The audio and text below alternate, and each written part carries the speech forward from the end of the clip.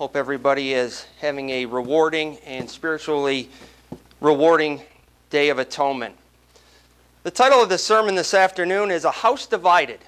A House Divided. I'd like to begin with a speech that some of you, at least a portion of a speech that some of you may recognize. Mr. President and gentlemen of the convention, if we could first know where we are and whither we are tending, we could then better judge what to do and how to do it. We are now far into the 5th year since a policy was initiated with avowed object and confident promise of putting an end to slavery agitation. Under the operation of that policy, that agitation has not only not ceased, but is constantly augmented. In my opinion, it will not cease until crisis shall have been reached and passed. Continuing on, he said, in my opinion, it will not cease until a crisis shall have been reached and passed. A house divided against itself cannot stand. I believe this government cannot endure permanently half slave and half free. I do not expect the Union to be dissolved. I do not expect the house to fall, but I do expect it will cease to be divided. It will become all one thing or all the other. Who knows who said that? I won't call on anybody. A lot of people think it was actually President Abraham Lincoln. It was Abraham Lincoln, but it was a speech given prior to his presidency. In 1858, he delivered what became one of the most probably important addresses in U.S. history, and it ended up being entitled the House Divided Speech. It was a speech that he gave when he accepted the Illinois Republican nomination for Senate. The speech marked his entrance into the national political scene. It was a time when the nation was profoundly at odds because of slavery. So when you think of the House Divided speech, most attribute it to Abraham Lincoln. However, that phrase was used many, many times before Mr. Lincoln decided to use it in that famous speech. Here's a couple of examples of where it was used in the past prior to Abraham Lincoln. St. Augustine.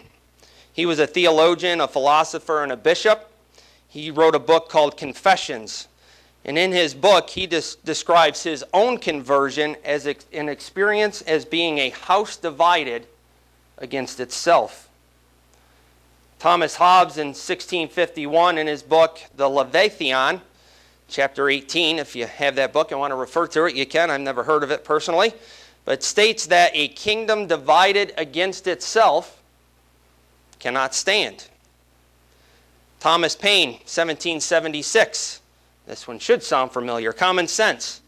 He describes the composition of the English Constitution. He said, hath all the distinctions of a house divided against itself. And then famously, 8 years later, Lincoln's speech during the Senate debate on the Compromise of 1850, Sam Houston proclaimed, a nation divided against itself, it cannot stand.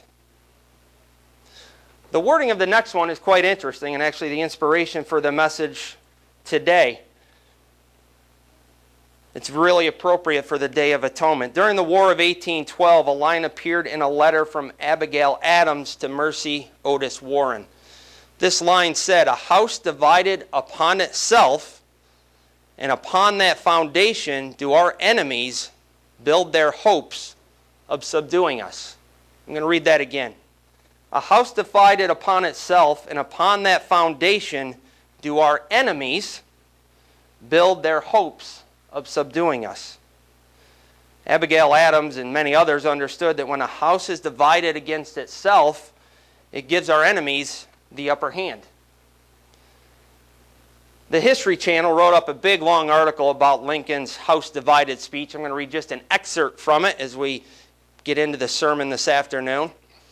It says, when Abraham Lincoln said, a house divided against itself cannot stand, he wasn't talking about the kind of political divisions common today.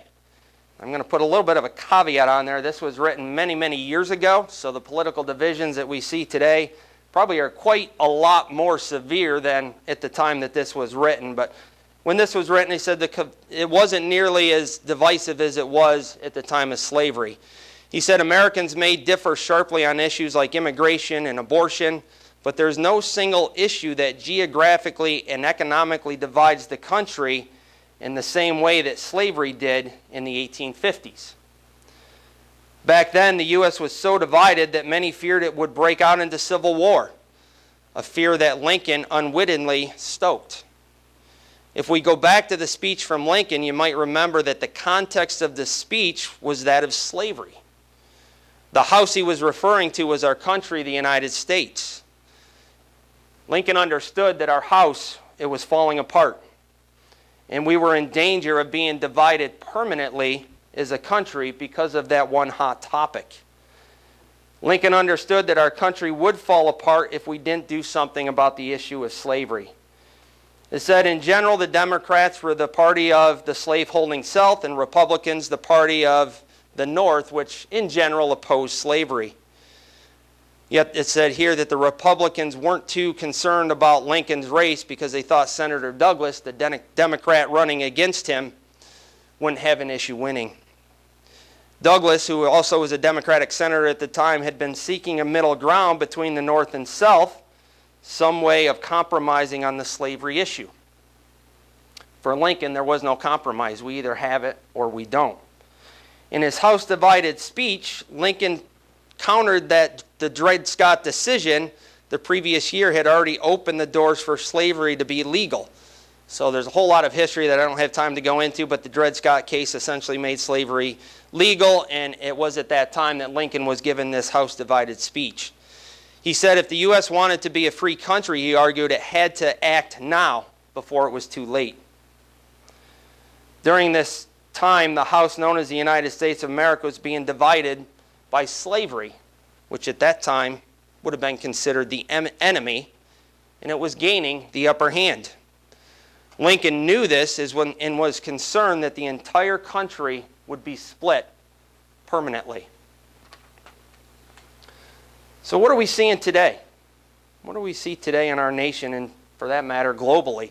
Looking at what we see today, we're not necessarily at the same point as we were at the time of slavery, years before the Civil War, but we're getting closer and closer every day. Do we see divided houses today?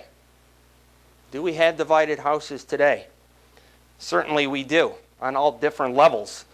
I will not go through all the examples of divided houses because that would take the rest of the time that we have this afternoon.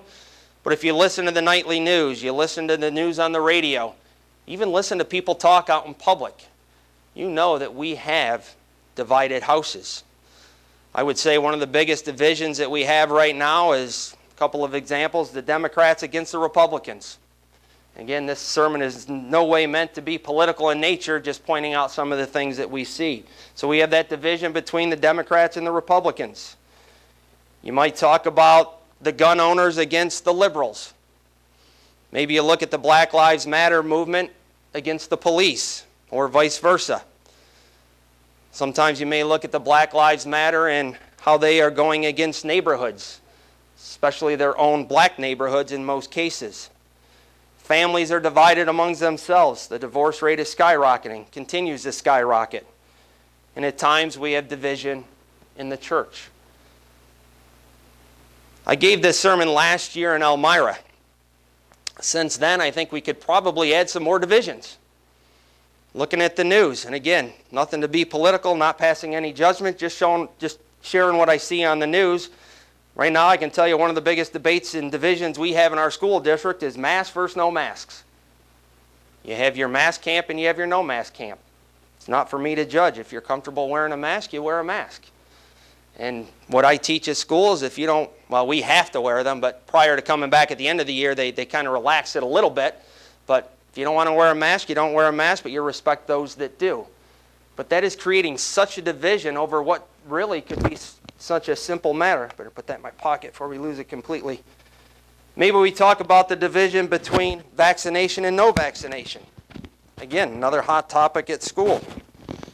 I have to do contact tracing when we get a positive case. And one of the questions I have to ask is your kid vaccinated? Again, they don't have to tell me, but if they're not vaccinated and they come in contact with somebody who's COVID positive, they don't have to quarantine.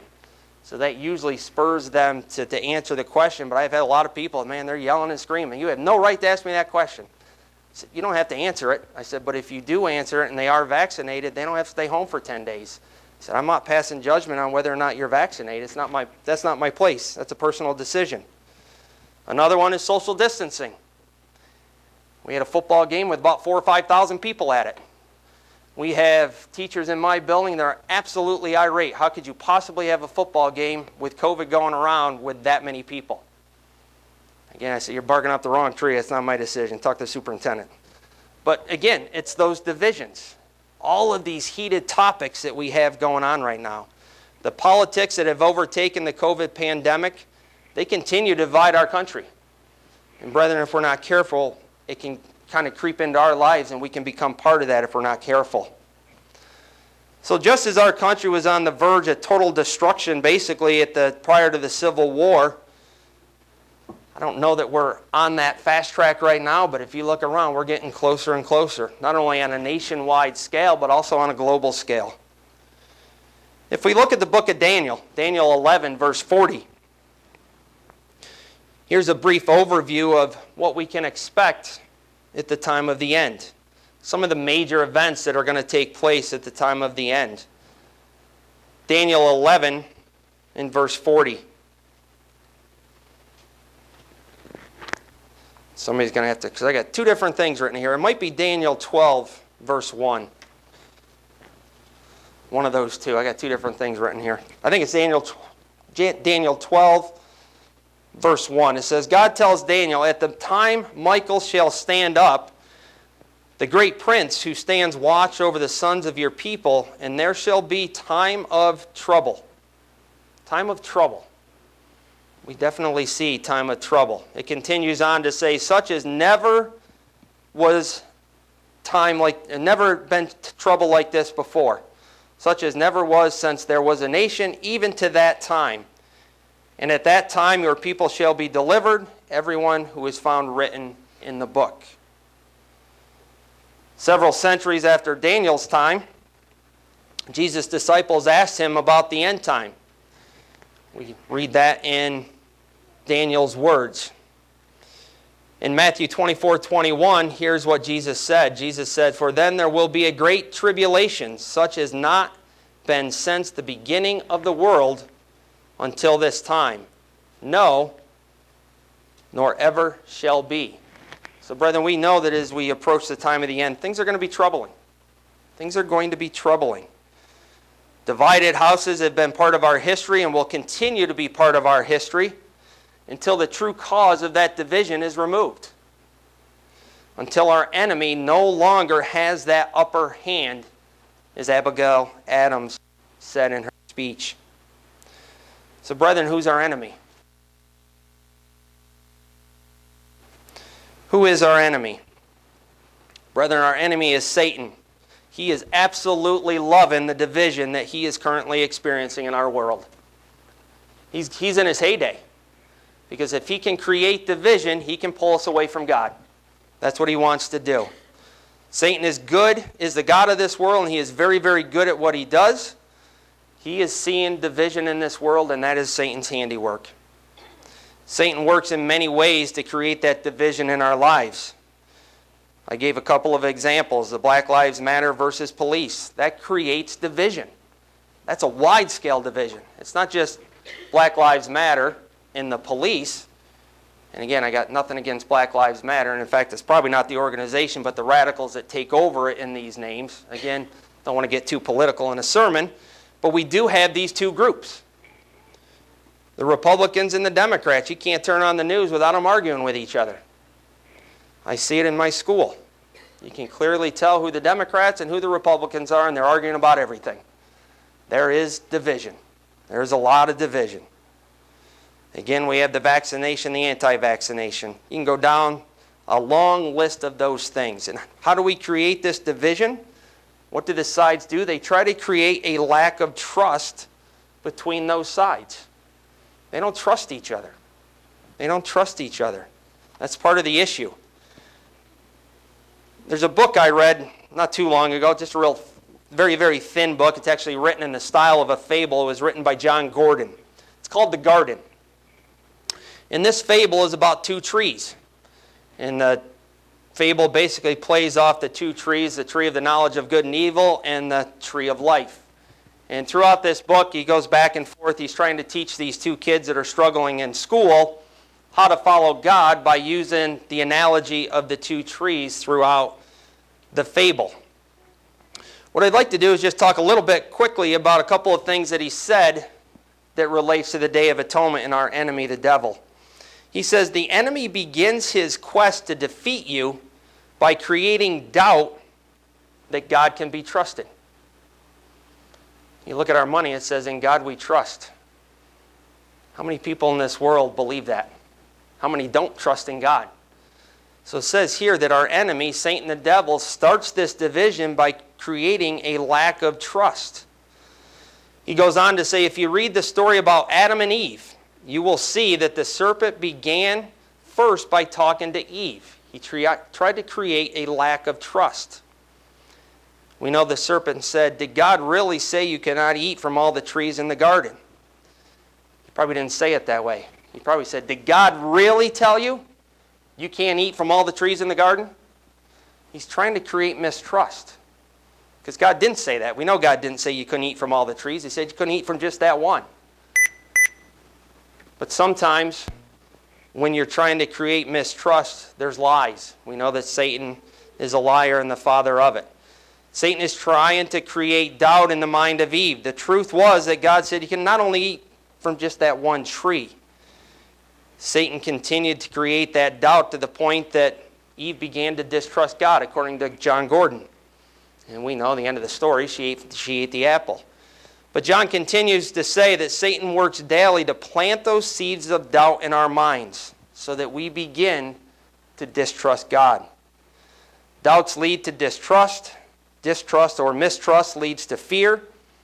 And all of these things help pull us away from living God's way of life and creating that house divided effect that we talked about.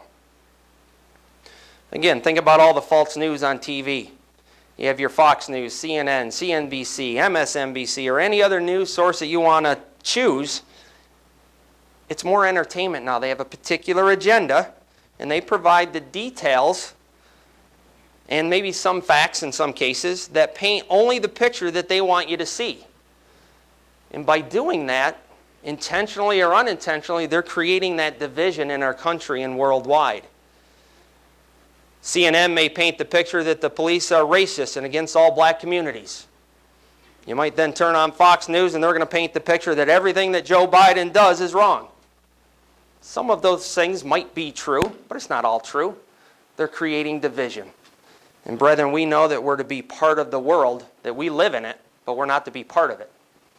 And by not being part of that world, we got to be careful when we hear all this stuff, when we're bombarded with it day in and day out. See, Satan wants us to get the partial truth. Because if we have only a partial truth, we begin to fall away from God's truth. If he can create just enough doubt, just enough mistrust, he has that chance to pull us off the path towards God's kingdom. He just needs a little. It starts very, very small. Abraham Lincoln and the others understood that houses that are divided cannot function, and if the divisions continue, they're going to fall apart. See, God knew that. He's not going to let it happen. He's not going to let our houses completely fall apart. Jesus Christ will return and bind Satan on the Day of Atonement prior to it completely falling apart. Where Abraham Lincoln and Abigail Adams, Thomas Hobbes, and all the other ones that I talked about, they weren't the first to use that phrase. The phrase was first used in the Bible. Mark chapter 3, verse 25. In Mark chapter 3, verse 25, it's very short, you don't necessarily even need to turn there. It says, if a house is divided against itself, that house cannot stand. You can read almost the same thing in Matthew 12, verse 25. Matthew 12, verse 25. It says, Jesus knew their thoughts and said to them, every kingdom divided against itself will be ruined. And every city or household divided against itself will not stand. God makes it very clear we cannot have division. God is all-knowing, and He knew that we would have division throughout our lives. And throughout all the lives of those people in the history books. God knew that. God also knew that we could avoid division to some degree or another if we followed His way of life.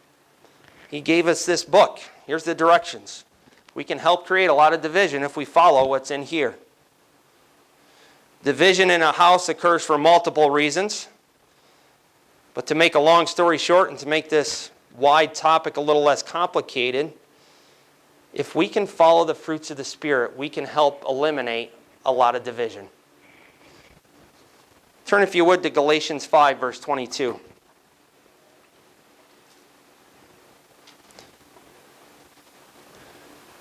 Galatians 5, verse 22. In this section, we know that it lists all the fruits of the Spirit for us. It says, but the fruits of the Spirit is love, joy, peace, forbearance, kindness, goodness, faithfulness. Verse 23, gentleness and self-control. Against such things there is no law. Brethren, if we can demonstrate the fruits of the Spirit, we would not see the division that we see in our world right now. We're living in tumultuous times. I hesitated to say that with absolutely no liquid in my mouth. I have a hard time talking when I am drinking things, let alone when your mouth is dry. I pulled it off, tumultuous. Look at that, I said it again. Tumultuous times. We're living in rough times. We really are. But we know things have to get worse before they get better. So again, this isn't meant to be a downer. But we know things have to get rough before they get better. When you do construction on your house is a train wreck. And then all of a sudden, it kind of comes together. Things look pretty good. That'll be God's kingdom when we get there. We know that division would be part of life. Matthew 10, verse 4. In Matthew 10, verse 4. It says, do not suppose that I have come to bring peace to the earth. I did not come to bring peace, but a sword. For I have come to turn man against his father, daughter against her mother, daughter-in-law against her mother-in-law, and a man's enemies will be the members of his own household. So again, there is a lot of doom and gloom when we talk about division. The Day of Atonement's about many things. As I mentioned, it's a time for us to humble ourselves, to get away from those things that we focus on at least 3 times a day. We've got to have our breakfast, lunch, and dinner. If you're like Jackson and Mason, you have a snack between breakfast and lunch, between lunch and dinner, and then between dinner and bed, and then probably maybe a small one after you actually get in bed. They eat all the time. They're growing teenage boys. We think about that all the time. And sometimes when we get those thoughts in our heads, whether it's watching TV, playing video games, eating, sometimes we lose track of the things that we're supposed to do. God knew that. He has a great plan for each and every one of us. The Day of Atonement takes away some of those distractions. We don't have to worry about lunch and dinner. Maybe dinner, but not till... So I have this app here on my watch that tells me when sunset is. I normally turn it off on the Day of Atonement. But just in case you were wondering, here in Hamburg, in 5 hours and 17 minutes, you can have a glass of water. Unless you're like me, I make the boys wait just a little bit longer. If you can do it for 24 hours, you can do it for 25, right? But again, it brings us back. It allows us to get closer to God. That's the purpose. But a Day of Atonement is also about hope. It's about hope. It's very easy to get depressed, to get anxious when we look around the world about what's going on. I go to school every day. Every day I go in there, somebody's going to yell at me about something. It used to bother me. It doesn't bother me anymore because I know that it's just part of the job. Part of our job as Christians as we walk towards God's kingdom is kind of taking these things in, but also being an example for other people. We'll talk a little bit more about that later. We have division in our world because Satan is being allowed right now to influence us. When we fail to express the fruits of the Spirit, maybe not so much us, but people in general in the world, We do that because we are carnal. Satan preys upon each and every one of us, especially when we become weak. We're tested every second of every day. Every second of every day we're being tested. Satan throws out traps for us. He wants us to be unkind to others. He wants us to lose our self-control. He doesn't want us to be faithful and trusting in God and following His commandments. He'd rather see us fight than be the peacemaker. And all of us have our different challenges in life. Like I said, every day I go to school, I know I'm going to get yelled at. I have to consciously say, all right, back up. I can't attack them like they're attacking me. That's not what God expects. God expects us to be the peacemaker. I won't say I'm perfect every time because I'm not. I'm far from it. I get myself in trouble more than I probably should with the bosses. I call them up and say, hey, just so you know, you're probably going to get a phone call. I wasn't very peaceful. I lost my cool. We all do that. God knows that we do that. But that doesn't mean that we don't continue to strive and try. The Day of Atonement must be fulfilled before we can consistently demonstrate those fruits of the Spirit. Because when Satan's out and about, he pulls us off track. We understand that this day pictures the binding of Satan. When Satan is bound, that source of our division, it's going to disappear. We're going to see a different world. Jesus Christ's second coming, as we just celebrated at the Feast of Trumpets, is going to be closely followed by this day. Christ is going to return. Satan's not going to be around for a while. Take a look at Revelation 20, chapter 2. Or Revelation 20, verse 2. Again, we know this one very well. Pretty much look at this one every year on the Day of Atonement. It says, He laid hold of the dragon, that serpent of old, who is the devil and Satan, and bound him for 1,000 years. And he cast him into the bottomless pit and shut him up, and set a seal on him, so that he should deceive the nations no more, till the 1,000 years were finished. Brother, when Satan is bound, he will no longer be able to deceive us. He will no longer be able to cause us to sin. Revelation 12:9 tells us that the devil will be cast out along with his deception. We know that Satan deceives the whole world. It tells us that in Revelation 12:9. It says the great dragon was cast out, that old serpent called the devil and Satan, which deceives the whole world. He was cast out into the earth, and his angels were cast out with him. Until this Day of Atonement is fulfilled, Satan is an enemy, and he is looking for every opportunity to get us to slip up and to fall away from God's way. A central theme of the Bible is that the devil is the enemy of all humanity. The very name Satan, the designation the Bible uses most for this evil being, helps reveal his malicious intent. We know that God calls things what they are. Satan is Hebrew, meaning adversary. He is our adversary. The enemy, the opponent, the antagonist, or our foe. That's what Satan means in Hebrew. The verb forms of the noun mean to accuse, to slander, to be an adversary. Satan's doing it all day long. The other term the Bible often uses to describe this being is the devil is similarly revealing.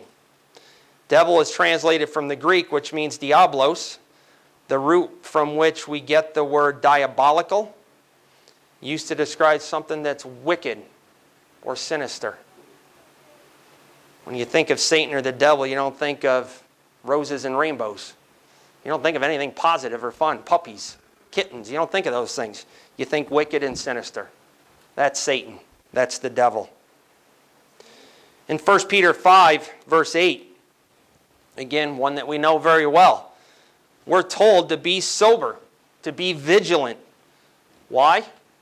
Because your adversary, the devil, walks about like a roaring lion, seeking to whom he may devour.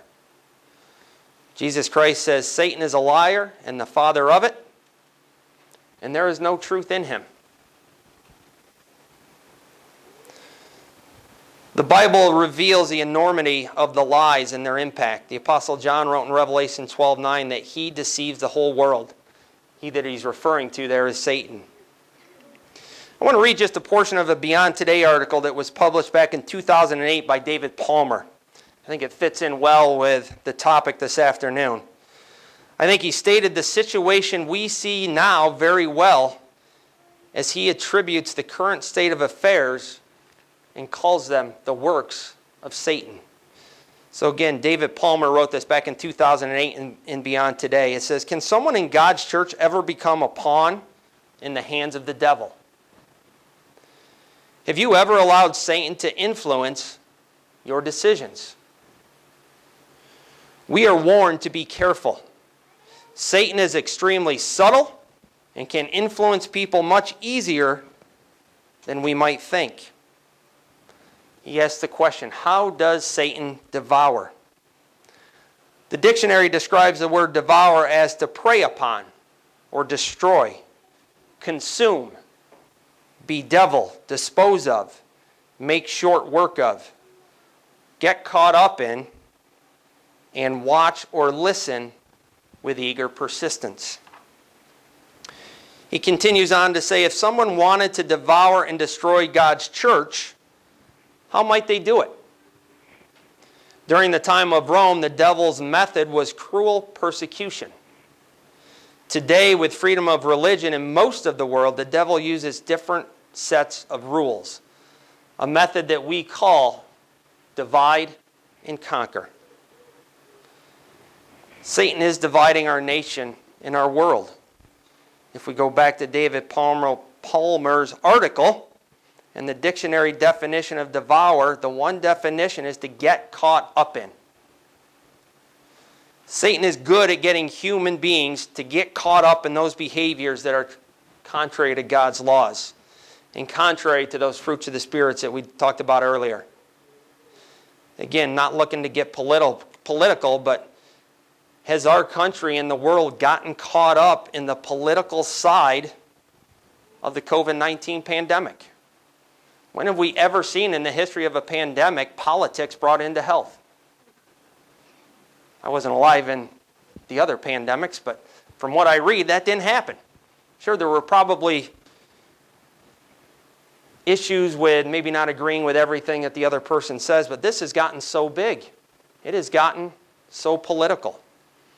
Again, the Black Lives Matter, right in the midst of the pandemic. I wasn't sure the state of Washington was going to recover from that, and I'm not sure some of the cities have yet. We talked about the country being on the verge of splitting in the time of the Civil War. When you looked at the streets of Seattle and some of those other cities with the riots, I'm not sure how far away from a civil war we were at that point.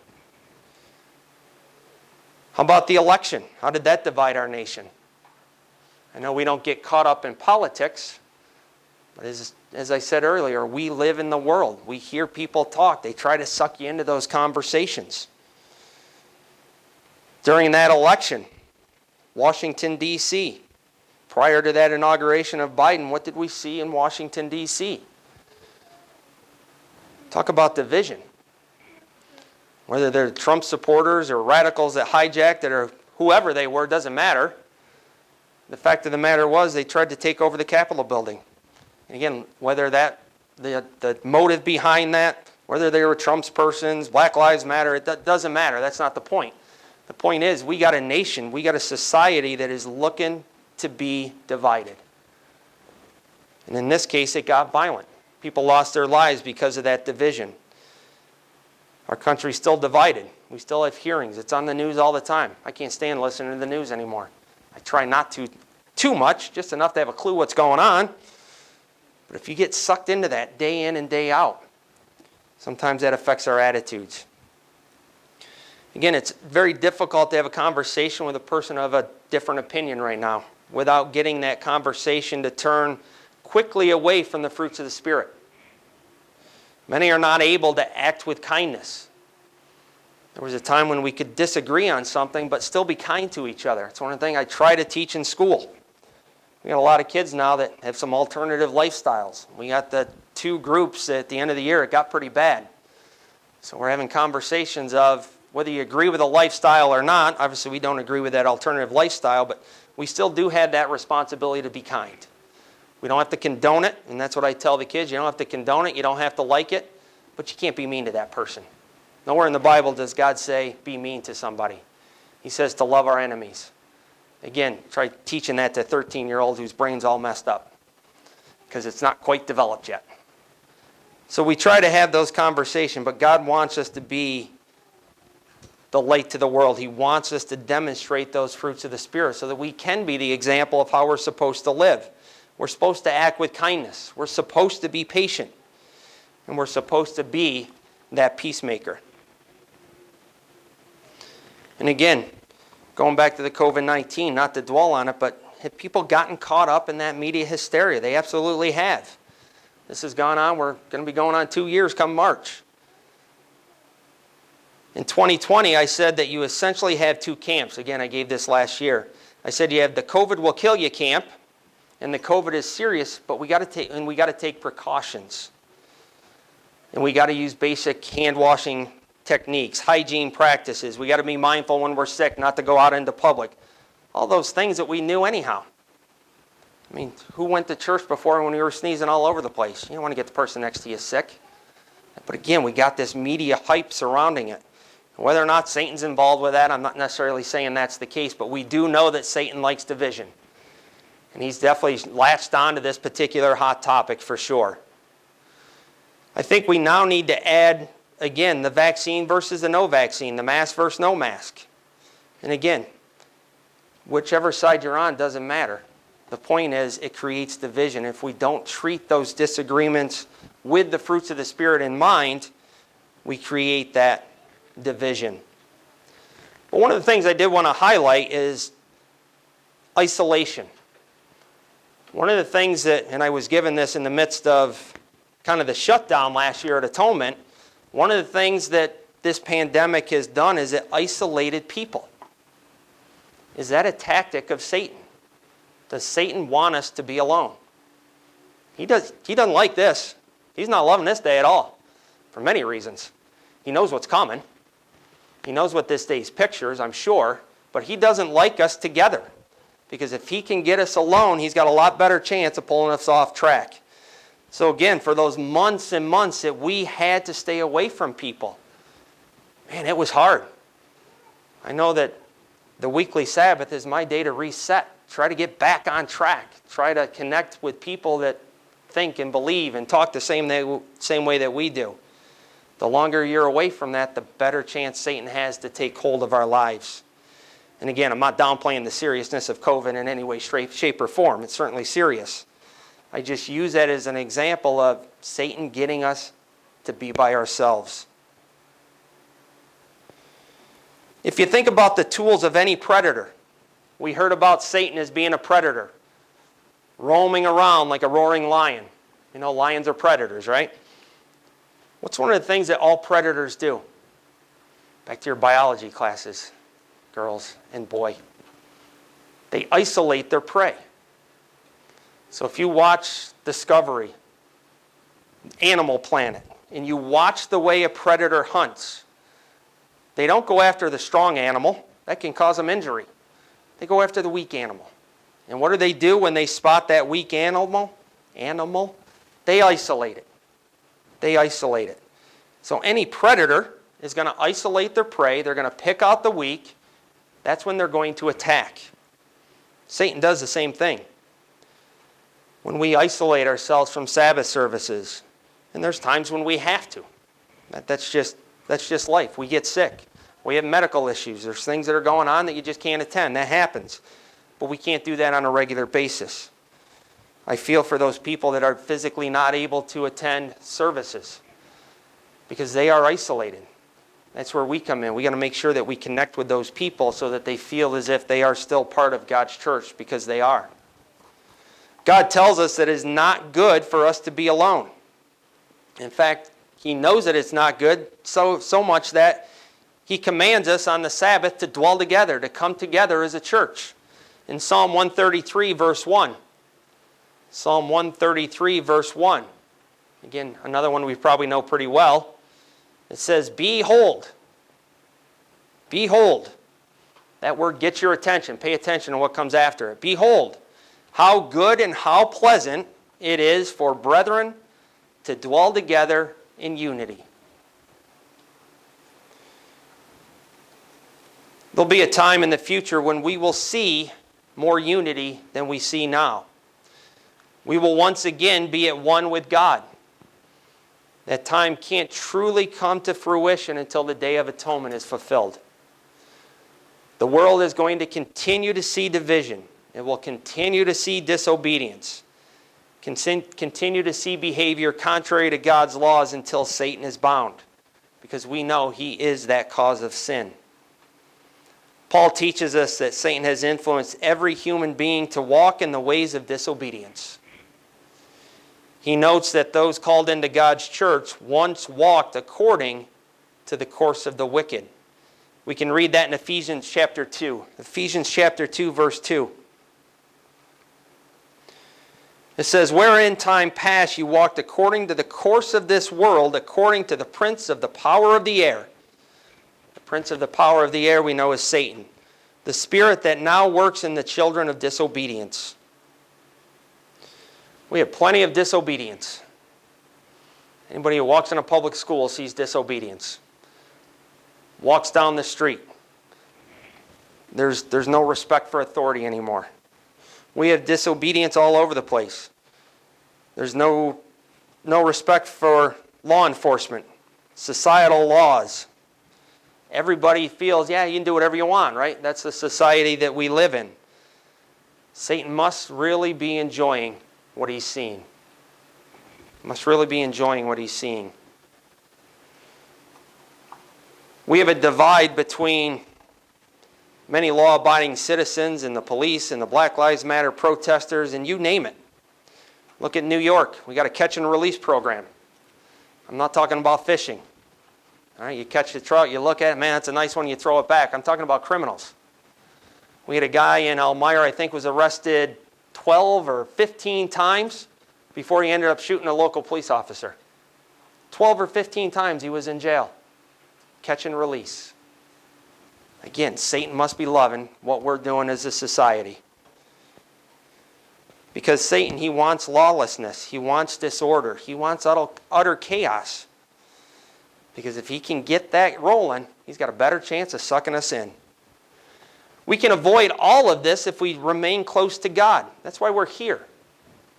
We know all of this stuff. We're fortunate. We're blessed to have been called out and to be given a different way to live. Yeah, we got to deal with it. But we know we have the blessing knowing that it's going to happen and that there's something better on the other side of this. We have that hope that I talked about earlier. It's easy for Satan to work when we are divided. But when we dwell together, we are much stronger. I talked about the predator and prey. If you look at the prey, what do? They stick together. You don't want to be that lone deer or gazelle or the fish that the shark's coming after. We like Shark Week. We watch it every year. One of the things that you always see is the big bait ball of fish. They're not swimming frantically. It looks like they're absolutely out of control. But all those fish on the outside, where are they trying to get? They want to get to the center. Why? Because they don't want to be that lone fish swimming out here next to the shark. That's what predators do. All their behavior is intentional, and their behavior is for one purpose. Well, they have two purposes: to breed and not to get killed by predators. That's what animals do. So those fish trying to get into the center, the large herds of gazelles or deer or whatever, always trying to stay in the center. They don't want to be seen as the weak off there to the side. Satan loves that when we go off to the side. When we're here, we're safe. When we're with people of like mind, we're safe because we can resist Satan with the Word of God. As I said, God had a plan for us when He called us. Part of that plan is to be a member of His family in the kingdom of God. Something that we're going to hear a lot about come Monday. Something that we look forward to each and every year. But He also told us that we are not only to seek His kingdom, but along the way we're to preach the gospel and to prepare a people. That's one of our other callings and one of the other parts of the mission that God has for us, Again, one of the best ways for us to prepare our people and to show them the correct way is by the way we behave. The way we behave. We were called to walk differently, to talk differently. All those fruits of the Spirit that many in the world don't understand. We have the opportunity to learn those, to practice those, to see other people in the church practicing those. So with that special calling, and it is a special calling, we do have some special responsibilities. We can help this dark world seem a little bit better. We can do our part by demonstrating those fruits of the Spirit. When people argue about this and that, and they're going to, we can be the peacemaker. That doesn't make us weak. That makes us the peacemaker. God tells us to do that. We can demonstrate self-control when others do something to wrong us. A lot of maniac drivers. And at one stage or another, we probably all got a little bent out of shape about that person that cut us off or is going 4 miles an hour in front of us when we got to get to work. Don't they know we're late? Right? We can take that step back. We can show that love to them. You know what? I'm not going to honk at them this time. Who knows what's going on with them? You know, maybe they just came back from the emergency room. Maybe they have a headache. So we need to go out of our way to ensure that we do provide that light to the world. Brother, we're headed to the feast very soon. We'll be looking, many of us will be looking to interact in the community. We'll be going to restaurants. We'll be doing different activities. And oftentimes when we go, I say this quite often when I speak, is those communities, they look to us. They know we're different. They see all these people coming in looking like this in the middle of the week, carrying Bibles. What in the world is going on in there? So we catch attention. They look at us. In the way we behave, we often, how many times does the minister stand up when they're doing announcements saying, I heard this or I heard that about our group and how we treated people differently than what they're used to. We're called to do that. That shouldn't happen by accident. We need to take time to get to know those folks that are taking care of us. The person that cleans our room, the person that takes our dishes away from the table. Maybe those attractions that we visit, the person working the front counter. Take just a minute or two to have a conversation with them, make their day. Not all their customers are friendly. We are. And I know when we go, we hear all the time that people appreciate that. Those of you that are going to Lancaster, you may have received an email from Mr. Britt. One of the things he's asking the folks in Lancaster to do this year is to advertise the Kingdom of God seminars that they're going to have during the feast.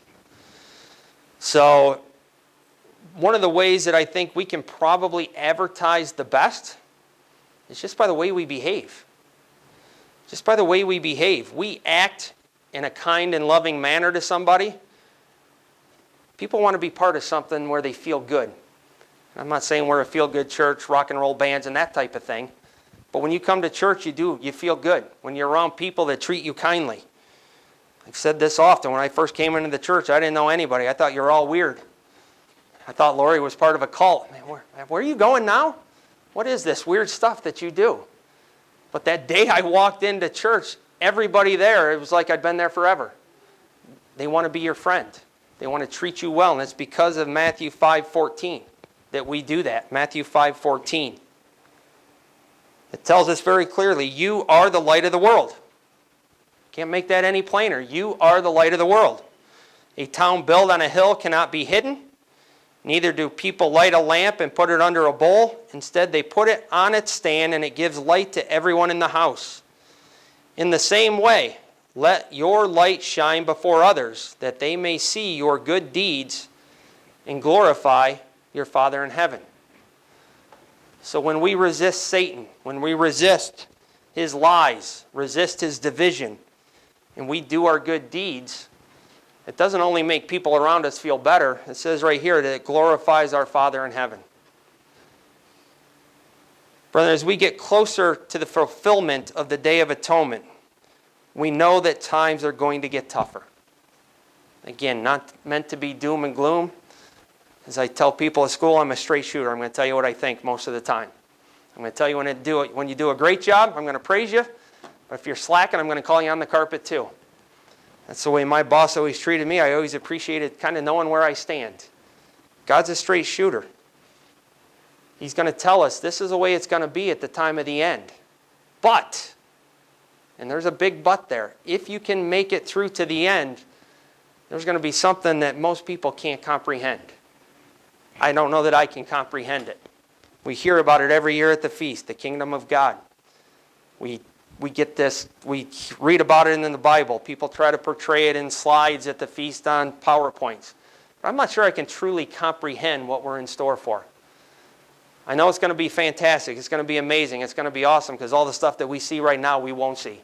That'll be gone. Satan will not have the same pull that he has right now.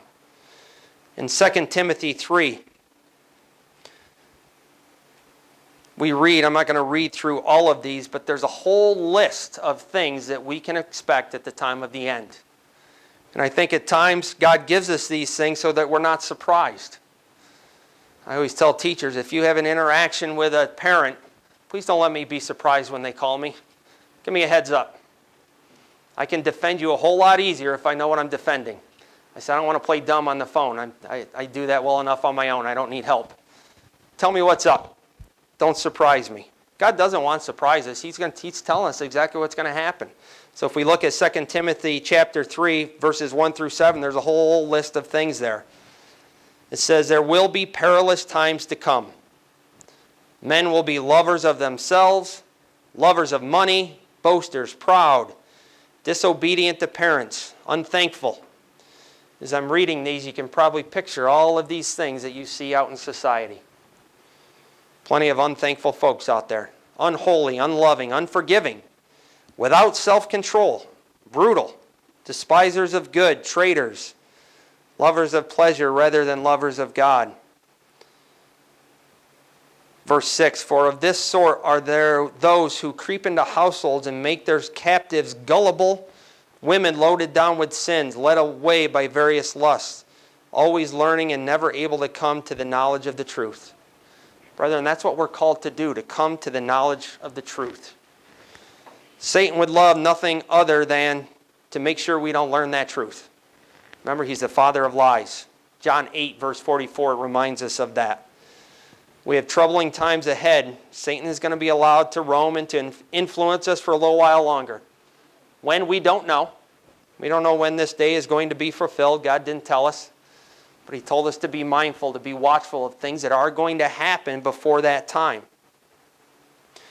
We're told to seek the truth, to stay away from lies. John 8, verse 44 says, you are the father of the devil, and the lusts of your father you will do. He, referring to Satan, was a murderer from the beginning and stayed not in the truth because there is no truth in him. When he speaks a lie, he speaks of his own, for he is a liar and the father of it. So, brethren, we need not get sucked into the lies of Satan. We need to ensure that our houses don't become divided. If we stay strong as a church, if we stay strong as brethren, we will be able to hold fast until the end. We'll be able to make it until this day is truly fulfilled. Brethren, we know that the time is coming when Satan will no longer be able to devour the people of God. He won't be roaming around like that lion anymore. He will no longer be able to deceive, to lie, and to influence. As I said earlier, the Day of Atonement is a day of hope. We should all have hope and find peace in knowing that Jesus Christ is going to return. It's not an if, it's a when. He is going to return. And when he does, Satan is going to be bound and our houses will no longer be divided. Until that day comes, we do need to take care of each other. We need to do our best to avoid division and keep our houses together in unity. Final scripture, Galatians 6. Galatians chapter 6, verse 9. It says, so let's not get tired of doing what is good. It tells us not to get tired of doing good. Does it get tiring at times? It sure does. It definitely gets tiring, always trying to be the peacemaker. Always trying to show love and kindness in a world that isn't necessarily filled with it. But God tells us very clearly, don't get tired of doing what is good. At just the right time, we will reap a harvest of blessing if we don't give up. There's the hope. There's the hope. We are going to reap a harvest of blessing. Verse 10, it says, therefore, whenever we have the opportunity, we should do good to everyone, especially those in the family of faith.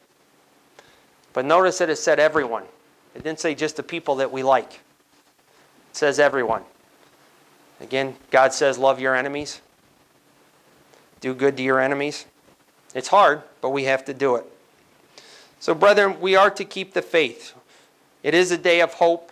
It is a day that we certainly look forward to. Let us continue to do good and keep our house together. And brethren, when Satan is bound, we will be one step closer to dwelling together in unity in God's kingdom. Brethren, I hope you have a very good remainder of the Day of Atonement and have a wonderful feast.